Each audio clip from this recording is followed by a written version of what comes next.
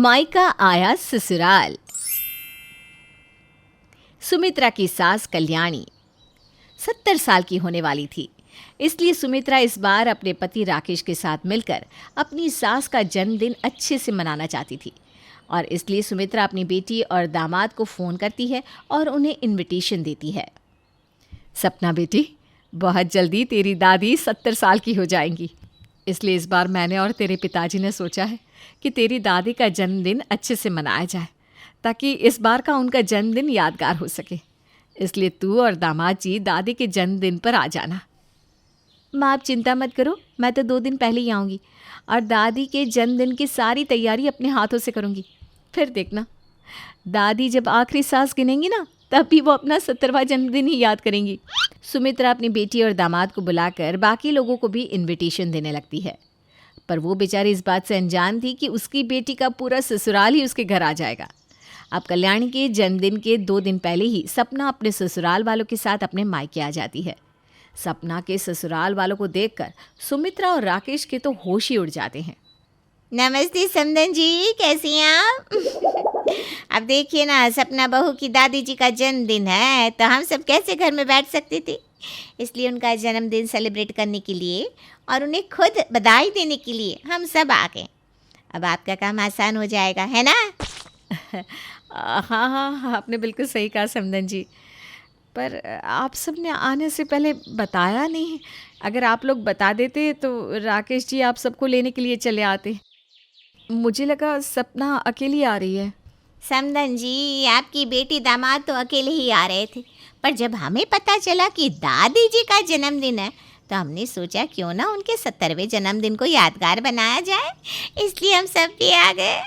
सपना का पूरा ससुराल सुमित्रा के घर आकर बहुत खुश था, पर शायद सुमित्रा अपनी बेटी के ससुराल वालों को देखकर खुश नहीं थी, क्योंकि सपना का पूरा ससुराल अचानक से जो सुमित्रा के घर आ गया था।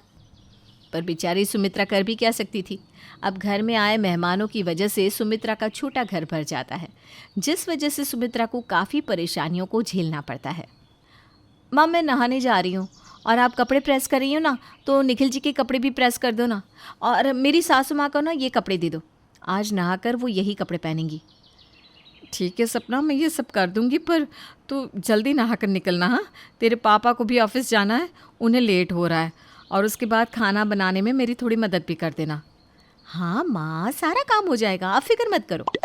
इतना बोलकर सपना बाथरूम में चली जाती है, जिस वजह से राकेश नहा नहीं पाता और ना ही सुमित्रा राकेश के लिए लंच बना पाती है। अब राकेश ऑफिस जाने के लिए लेट हो जाता है, जिस वजह से वो ऑफिस की छुट्टी कर लेता है। वहीं दूसरी ओर बाथरूम के बाहर नहाने के लिए लंबी लाइन लग जाती है, और जब सीमा की बारी आती है तो पता चलता है कि टंकी का पानी ही खत्म हो गया है। अरे समदन जी, टंकी का पानी खत्म हो गया है, कुछ करो। सीमा की आवाज़ सुनकर जल्दी से राकेश पानी का जुगाड़ करता है। वहीं दूसरी ओर सपना और सुमित्रा अकेले घर का काम करती हैं, पर फिर भी घर के काम खत्म नहीं हो पाते, और घर आए मेहमानों को भी खाना दोपहर के 3 बजे के बाद मिलता है। मैंने सोचा था सारा काम आसानी से हो जाएगा, पर यहाँ तो 3 बज गए और सुबह से मैं अपने मेहमानों को खाना भी नहीं दे पाई। तेरे ससुराल वाले क्या सोचेंगे? माँ, आप इतनी टेंशन क्यों लेती हो? काम वाले घर में थोड़ी देर तो होती ही है ना। जहाँ सपना इन सभी बातों से निश्चिंत थी, तो वहीं सुमित्रा इन सभी बातों से परेशान, क्योंकि घर में मेहमानों के आने की वजह से घर के काम बढ़ गए थे और पूरा घर भी फैला था। छोटे से घर में ज़्यादा लोग होने की वजह से घर का काम ख़त्म ही नहीं हो रहा था। यहाँ तक कि रात में भी पूरा परिवार 12 बजे खाना खाता है। कितना अच्छा लग रहा है ना, पूरा परिवार साथ में खाना खा रहा है। पर समदन जी, हमें माफ़ करना, आपका परिवार तो 8 बजे ही खाना खा लेता है और हम आपको 12 बजे खाने के लिए दे रहे हैं। पर आप फिक्र मत कीजिए, खाना खाकर आप सब आराम से सो जाना। ये वाले कमरे में सारी लेडीज़ और छोटे वाले कमरे में सारे बच्चे एडजस्ट हो जाएंगे, और जेंट्स अगर एक रात ऊपर सो जाते तो दरअसल हमारे पास जो एक और कमरा है, वो पूरा कमरा सामान से भर चुका है। अरे समधी जी, आप हर समय माफ़ी क्यों मांगते हैं? ये घर भी तो हमारा अपना है, हम तो कहीं पर भी फैल जाएंगे। और कल तो वैसे भी माँ जी का जन्मदिन है, कल तो घर में और काम भी रहेगा। अगर हमारे लायक कुछ भी काम हो तो बेझिझक बताना। सीमा की बातें सुनकर राकेश की परेशानियां तो कुछ कम होती है, पर आखिर सुमित्रा और राकेश भला अपनी बेटी के ससुराल वाले से कोई काम कैसे करवा सकते थे। इसलिए वो उनसे कोई काम नहीं करवाते और खुद ही सारा बंदोबस्त करते हैं। सोचा था जन्मदिन वाले दिन बेटी के ससुराल वाले आएंगे तो उन्हें कोई कमी नहीं होगी, पर यहाँ तो बेटी के साथ ही पूरा ससुराल उठ कर आ गया। अब घर आए मेहमानों से काम भी नहीं करवा सकते और घर में इतना काम है कि हम खुद कुछ कर भी नहीं सकते। इसलिए मैंने कुछ आदमी रख लिए हैं, अब वही घर की सजावट करेंगे। और याद से केक का ऑर्डर दे देना, वरना पता चला जन्मदिन में केक ही नहीं है। मैंने केक का ऑर्डर दे दिया है, पर आपने अब तक सोचा घर आए मेहमानों को आप क्या गिफ्ट देंगे? क्या उन्हें घर से खाली हाथ भेज दोगे? मैं इन सब के बारे में बाद में सोच लूँगा। कल माँ का जन्मदिन है, तुम उस पर फोकस करो। कोई गलती नहीं होनी चाहिए, कल बहुत सारे मेहमान आएंगे। अरे बेटा, क्या ज़रूरत थी मुझ बुढ़िया का जन्मदिन इतने धूमधाम से मनाने की। ऐसे ही मैं बीमार रहती हूँ, कहीं ऐसा ना हो कि मोमबत्ती बुझते बुझते मेरी सांसें ही बंद हो जाए। अरे माँ जी, आप ऐसा क्यों कहती हैं? आप जानती हैं ना, सपना का बचपन से सपना था कि वो आपका 70वां जन्मदिन मनाएगी। अगर हम नहीं मानते ना तो आपकी पोती सेलिब्रेट करती, और वो तो रिश्तेदारों के साथ दोस्त यार और मोहल्ले वालों को भी बुला लेती। पर बहू, घर में इतने सारे मेहमान हैं, कोई काम सही से नहीं हो रहा।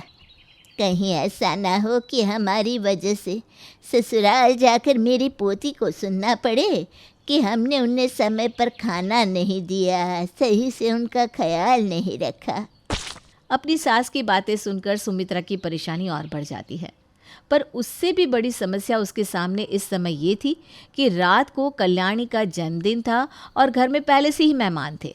खैर, जैसे तैसे पूरा दिन बीत जाता है और रात को बहुत अच्छे से कल्याणी का जन्मदिन मनाया जाता है। कल्याणी अपना 70वां जन्मदिन का केक काटती है और बर्थडे सेलिब्रेशन खत्म होता है। अब अगले ही दिन सपना अपने ससुराल वालों के साथ अपने ससुराल के लिए निकलने लगती है, पर उससे पहले राकेश और सुमित्रा अपनी बेटी के ससुराल वालों के सामने हाथ जोड़कर उनसे माफ़ी मांगते हैं। हमें माफ़ कर दीजिएगा अगर हमसे कोई गलती हुई हो तो। हमने पूरी कोशिश की कि आपको कोई प्रॉब्लम ना हो। हाँ समधन जी, हमसे जो भी गलतियाँ हुई है उसके लिए हमें माफ़ कर दीजिए, और ये हमारी तरफ से कुछ तोहफे हैं, इन्हें स्वीकार कर लीजिए। हमारी वजह से आपको बहुत दिक्कतों का सामना करना पड़ा, जैसे नहाते टाइम पानी का ख़त्म हो जाना, बाथरूम खाली न रहना, खाना लेट से मिलना और हमारी वजह से छत पर सोना। अरे समधन जी, ये आप दोनों क्या कर रहे हैं? माफ़ी मांगकर हमें छोटा तो मत कीजिए। इनफैक्ट हमें तो यहाँ आकर बहुत मज़ा आया। हमने तो यहाँ आकर हर एक मोमेंट को खुलकर जिया है। ये दिन सिर्फ माँ जी के लिए ही यादगार नहीं है, बल्कि हमारे लिए भी है। और माफ़ी आपको नहीं, हमें मांगनी चाहिए। बिना सोचे समझे हम सभी अपना सामान उठाकर जो आपके घर में आ गए, वो भी बिना बताए। इसलिए हमारी वजह से आपको जो परेशानी हुई, आप हमें उसके लिए माफ़ कीजिए। सीमा की बातें सुनकर सुमित्रा और राकेश के मन से सारा बोझ खत्म हो जाता है और वो अपने घर आए मेहमानों को अच्छे से विदा करते हैं।